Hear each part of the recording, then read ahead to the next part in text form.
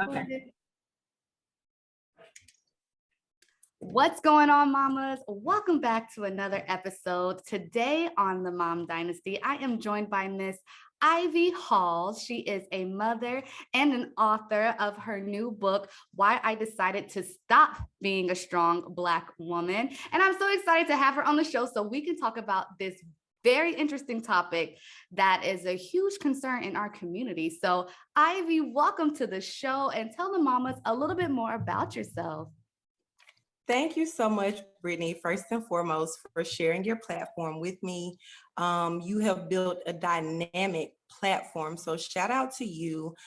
Just the fact that you're focused on moms is so important because oftentimes I'm a mom, so I understand we feel forgotten. We give so much to the kids or to trying to be this and all these other labels.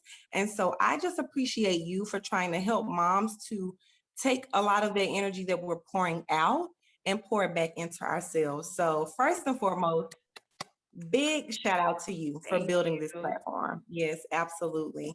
And a little bit about me, my Instagram page is Beautiful Brown Alchemist, brown without the O. And essentially who I am is several things. Of course, I'm a mom. I've been married, so I've been a wife. I'm divorced, so I've been a single mother. All of those things. I'm a mortgage loan officer. I've been a business development consultant. I've been a huge bank. I've been a branch manager. So I've done all of those things over the span of about 15 or 16 years. But outside of those titles, who I truly am is I'm a free thinker. I am also just a lover of life. I'm just a super fun loving, adventurous person. I'm a foodie. I love to try different recipes. Of course, I'm a mom, but more importantly, I'm a lady. I'm a woman. And I'm a woman that apparently chose to stop choosing to be a strong Black woman, no matter how brown my skin may look. I literally made the choice to break that dynamic off of my life, and I chose to approach life from a softer dynamic. So that's who I am. I'm a writer. I launched a publishing company, so I believe in helping women, children, and all types of people share their stories through the gift of words. And so through the process of me writing my book, I said, wow, it's not only meant for me to be an author, but it's also meant for me to help other authors give birth to their story and to their vision. Oh my goodness, you wear so many hats. I absolutely love it. I love it. It sounds like me. You're the corporate woman, you're the businesswoman, the writer, the entrepreneur. This is really what I built this platform for, to highlight women like yourself, to show mothers that we can do it all and be successful at it. So, Absolutely. where did this concept of being a strong Black woman, in your opinion, where did it come from, derive from? Oh wow, like to be completely honest, the concept of the strong Black woman, to me, it comes from several different things, but when I really truly look at it, you get it from social programming. So with what we see in the media, oftentimes when you look at that African American female character, a lot of the times, now not all of the times, okay, but a lot of the times, that Black woman has to be strong. She has to be able to take on a lot. She has to be this fighter, this super fierce individual. Even to me, within the media and movies, Black women normally take about 3 different storylines.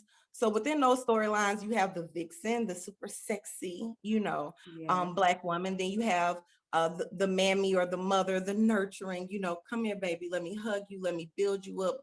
You are strong, you is beautiful, all of those type of things. And that all of these roles they have their moments. So I'm not diminishing any of these roles.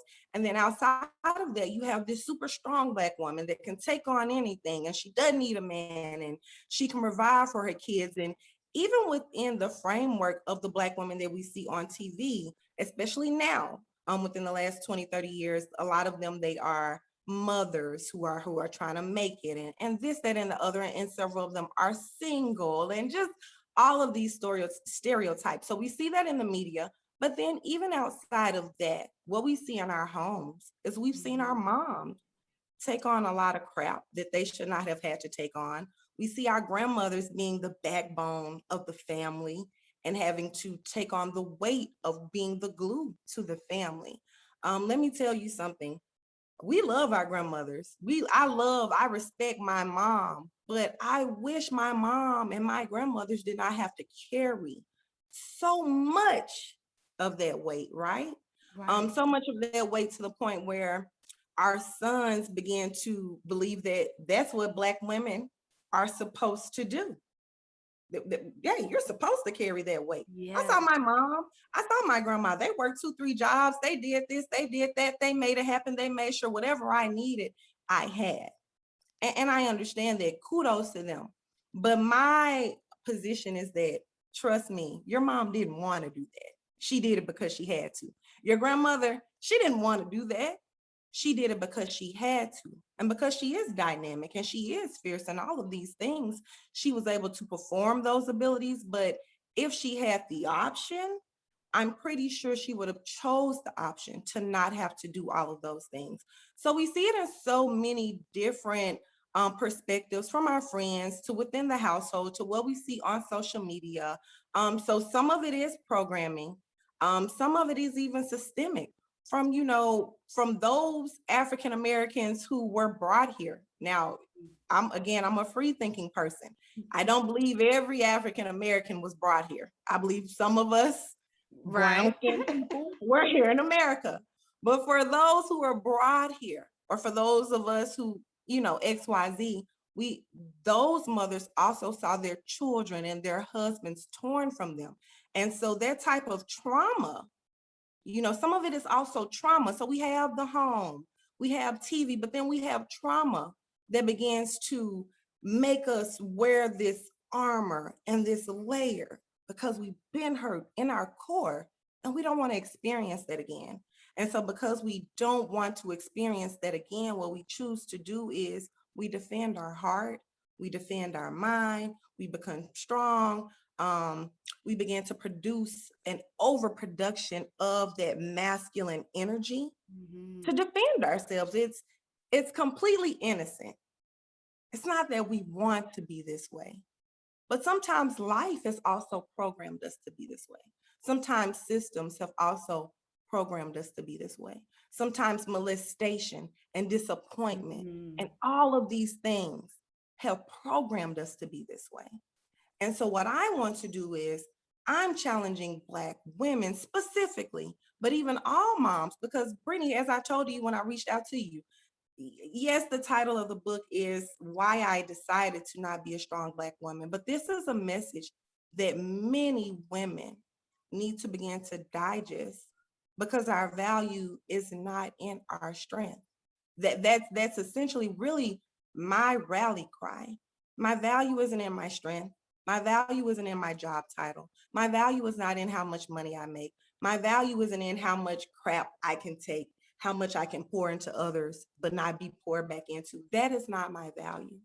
My value is my essence and being able to rest in being a woman. You know, um, Even within the book, it talks about it. I truly believe that why do we need to say we're a strong Black woman? Why would any woman push the need to say, I'm strong?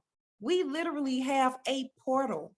We are life bringers, not Right. only to a body, but also to a spirit. We give life to a spirit. We give life to a soul. And we also give life to a physical body.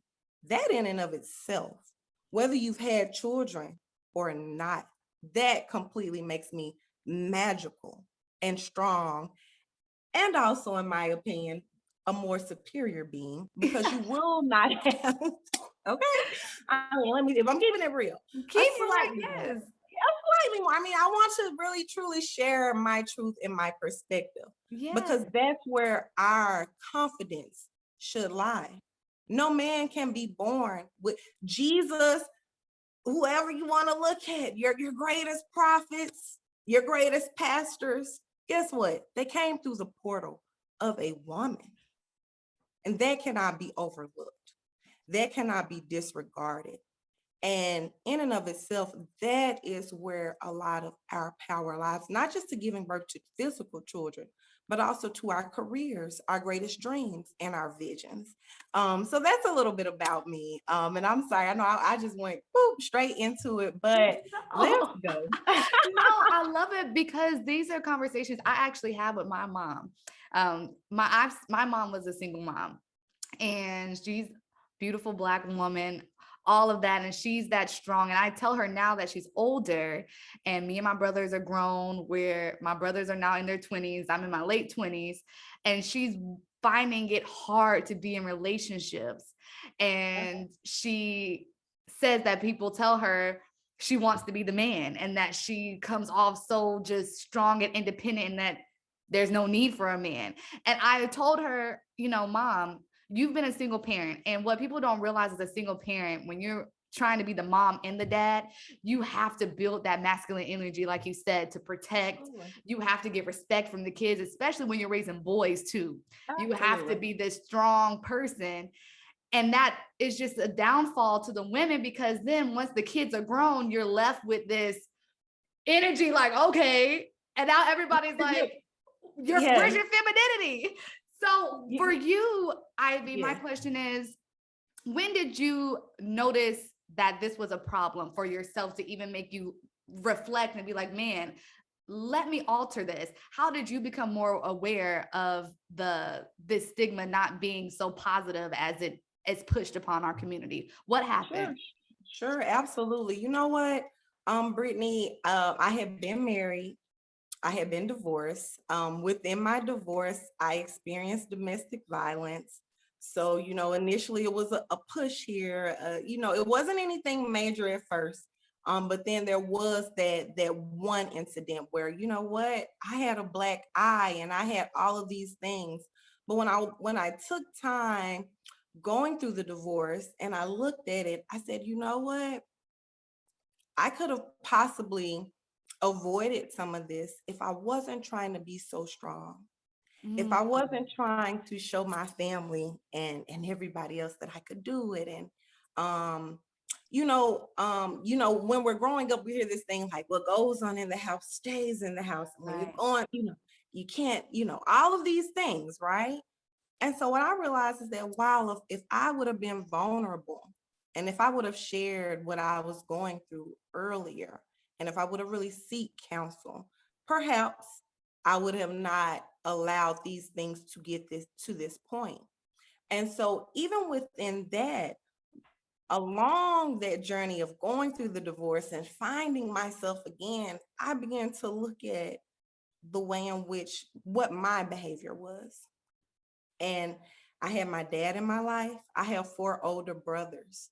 And so going back, looking at my childhood, being that tomboy, having to play basketball to get my dad's attention, having to be a little bit rough to show them, hey, I'm here. I'm here too. I'm not just the girl. I had to be a little bit stronger. I had to be a little bit tougher. I knew how to talk shit to any guy, okay? Because again, I grew up around men, right? So baby, you We can't know how to outrun do the game. me. You When you can't do have that. brothers, it's a different way. When you got It's brothers, a difference, it's right? different.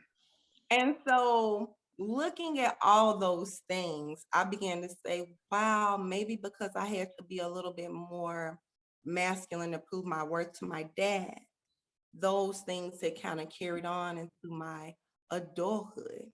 And here's the thing, like even with your mom, with so many moms, with so many women, it's not that you don't use your masculine energy. We use our masculine energy every day to make decisions, to go to work, to build our businesses, to build our career, to start our podcast, to do all of these things to protect our children. This is the thing, we have to be in balance. And what I've noticed within the African American community specifically is that it's such an imbalance. We don't remember when to take the masculine hat off and put the feminine, softer hat on. And again, what happens is our children, that's what they see. They see mom doing it all. They see mom not being vulnerable, not crying, not having that moment where, you know what, you're going to have to go to your grandmother's for 2 weeks. I need to get my life, my shit, my Everything. mental together. instead of us doing that, we don't want to call on grandma. We don't want to call on our ex-husband. We don't want to be again, we don't want to make it seem as if we're having that moment that we can't handle it all. And that's because we've been programmed to handle it all. But what I want to let Black women know is that this affects our health, our mental health, our physical health. There are more Black women that battle with breast cancer and ovarian womb issues more than any other race, ethnicity, Yes. demographic, whatever word you want to use. It's us. They have the breast, that's around the heart. That's a heart issue, right? The womb, what we've birthed, the fact that sometimes in being this strong Black woman, we've caused abortion for our dreams, the things that we actually wanted to do, but we're trying to be strong for everybody else, and we turn our back and thereby abort our own dreams, our own visions, our own desires. And we can keep quiet, we can act, we can go to brunch, we can travel, but those things affect us. And even within the book, I share statistics, not only about health, but finance, relationships, all of these things. Everything true. Some of it is my opinion, but within every chapter, there are statistics. That means there is peer-reviewed research that is also associated and that substantiates the opinion that I presented, right? So my cry is that Black women, all moms begin to truly hold space for themselves. We can no longer feel that our greatest value is within our strength. That's completely asinine. And if we want to be strong, how are we holding space for that masculine energy to come and to step in? Many women are married and they're like, he doesn't step up. Well, you know what? He doesn't step up because you always have a solution. Yes, he don't feel like he should. What can he do? That is so right. Like, he's not, sis. You need to step back. When you step back, give him that opportunity to step up.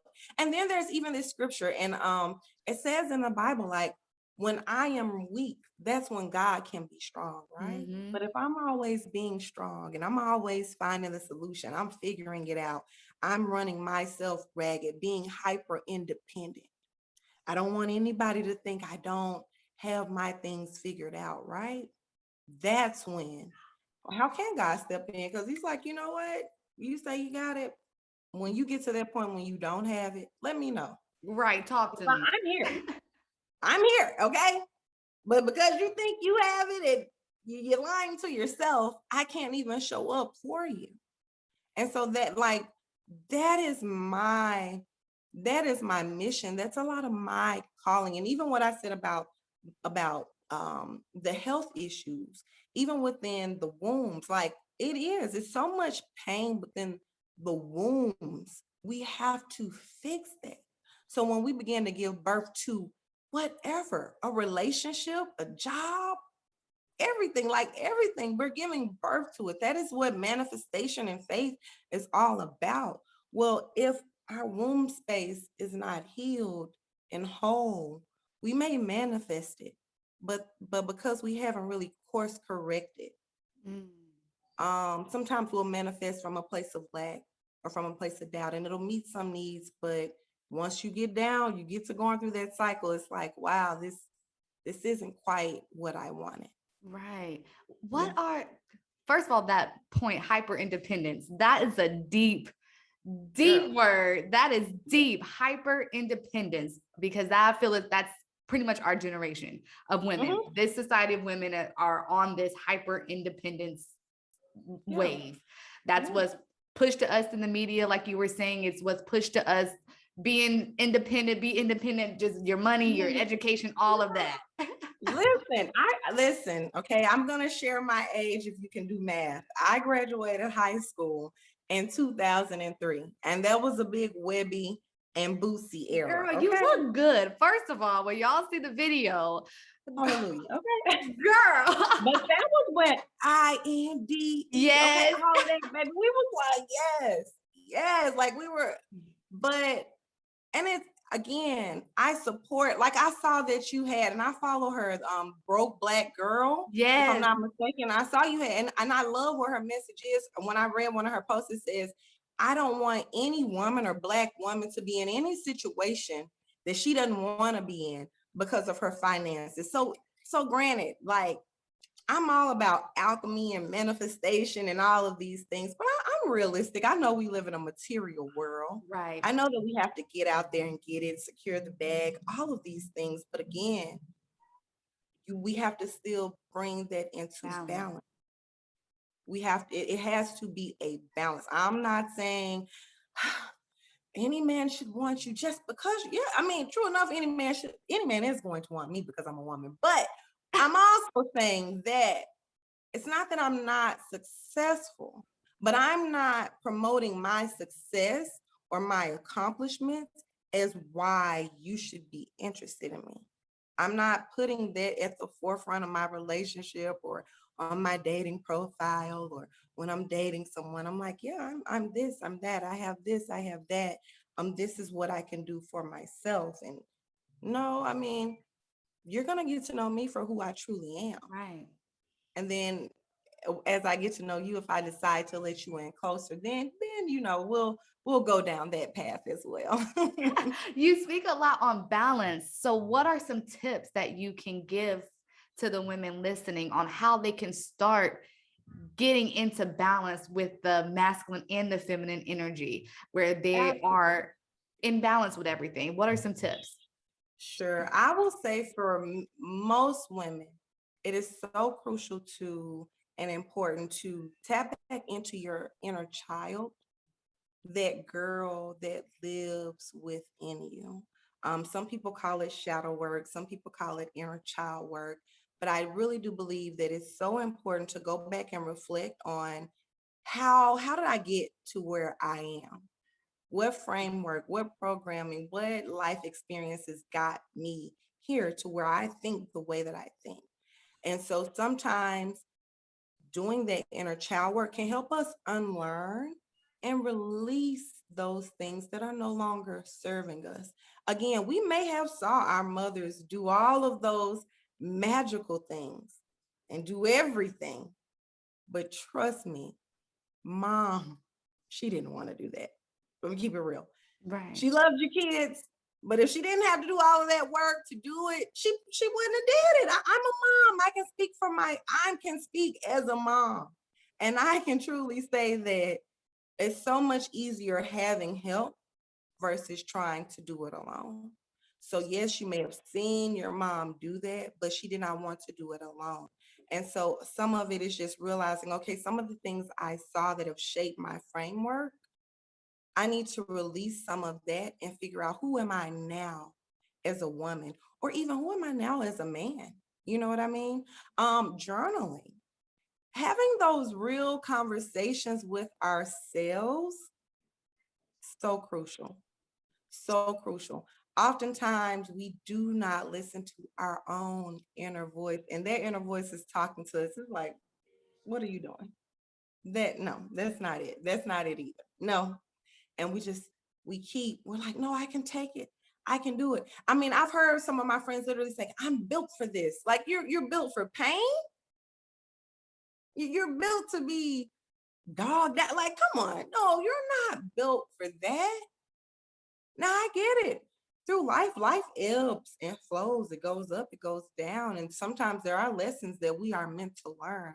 But affirming that I'm built for pain and believing that that is your life calling, that's not it, not for me, you know what I mean? Right. Not for me. So journaling, beginning to unlearn what does not serve us, beginning to look at our childhood and have those real conversations.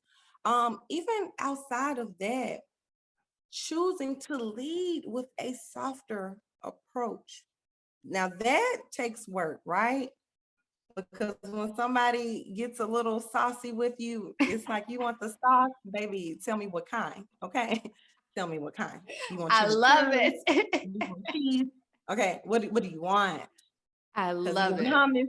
Because whatever kind of sauce you want, I can make it very saucy for you. But sometimes we have to learn that when we're faced with conflict, my grandmother used to tell me, you'll get a lot more of what you want with honey than what you will with vinegar. Mhm. And sometimes because we've gone through so much trauma, a lot of our outward energy is that vinegar, is that, we you're not gonna hurt me.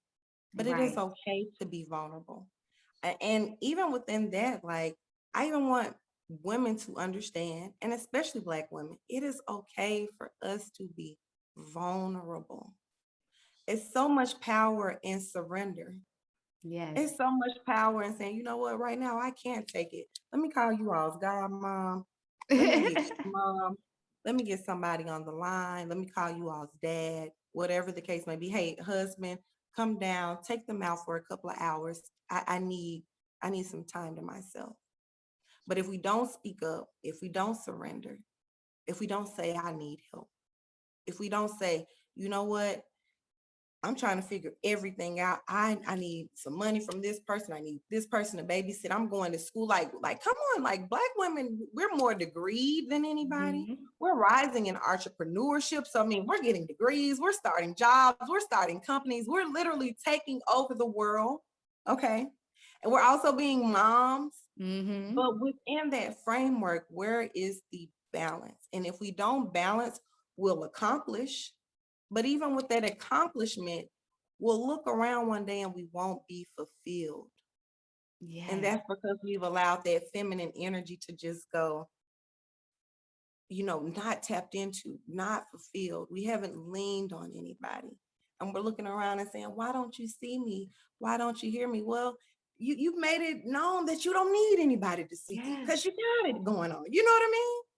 Right. So I just really, this is mental, this taps into mental health, this taps into spiritual health, this taps into physical health, even outside of the cancer. When you look at obesity, when you look at heart disease, when you look at so many different issues that are affecting African American women, I believe a lot of it is the manifestation of us not taking care of ourselves Yes. and not putting ourselves as a priority. Yes. So put yourself as a priority. I wrote an article on this. It's called This Year Choose You. Choose you, baby girl, mom, sis, queen. Choose you. It is the best choice you will ever make. The longest relationship that we will ever have is the relationship that we have with ourselves. The longest journey I'll ever be on is the journey that I'm on with myself. Therefore, I must make it the best journey, the best relationship, the most loving journey, the most loving relationship. It is my responsibility to pour into me first. As I pour into me, as I love on me, as I do all of those things, it's going to be so much easier for somebody to mimic what they see my behavior is with myself than for me to ask somebody to do something that they don't even see me doing for Right. myself.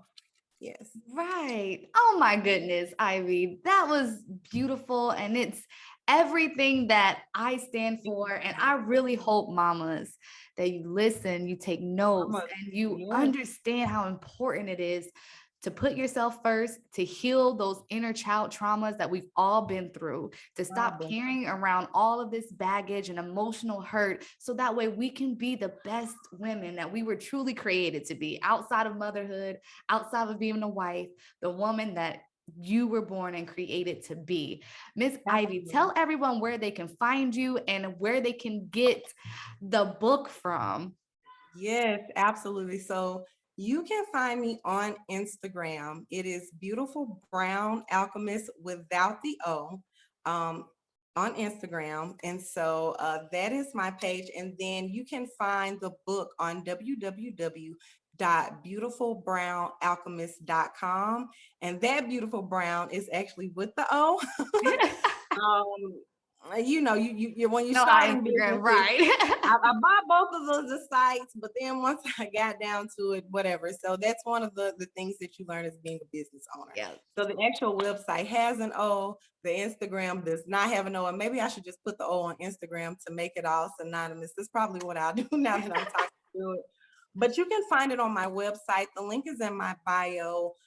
There's a book. I also have an affirmation deck to give women the language to begin to speak over their lives, to lead with femininity, that you are loved, that you are healed, that you are unbound, that you can lead with love and softness. You know, a lot of it is if you've never done it, sometimes again, that unlearning.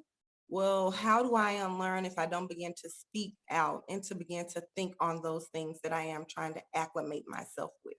And so Right. I do also have an affirmations deck that goes with the book as well. That is so awesome. I am so happy that you came onto the platform. This was a Thank great you so much. conversation, and it's something that we all need to hear and become more aware of in our community so that Black women can be healthy. We can be mentally, Yes, spiritually, physically the best that we can be. So that way we can raise great children because it all affects our again, kids. Happy yes, moms raise happy kids at the end of the day. listen. That is even more so what this book is about, because our children are seeds. Mm, They are looking at us.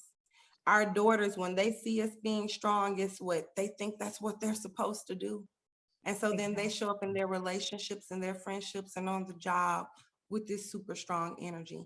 And then our boys, they begin to, number one, either they get turned off by From Black Black women. women Yep.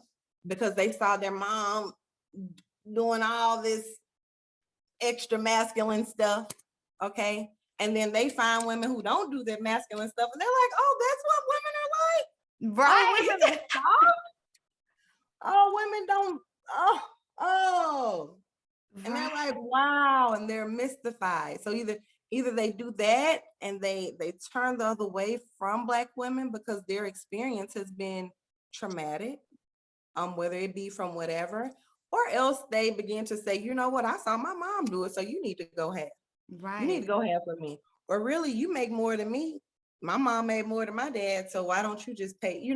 So either way, either way, this is something that we want to make sure within our children,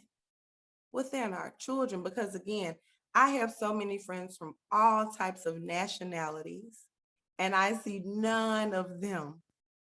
And when I say none, I mean absolutely none. I mean, I see none of them working as hard. Right. Black women are working. I see none of them working as hard in their marriages.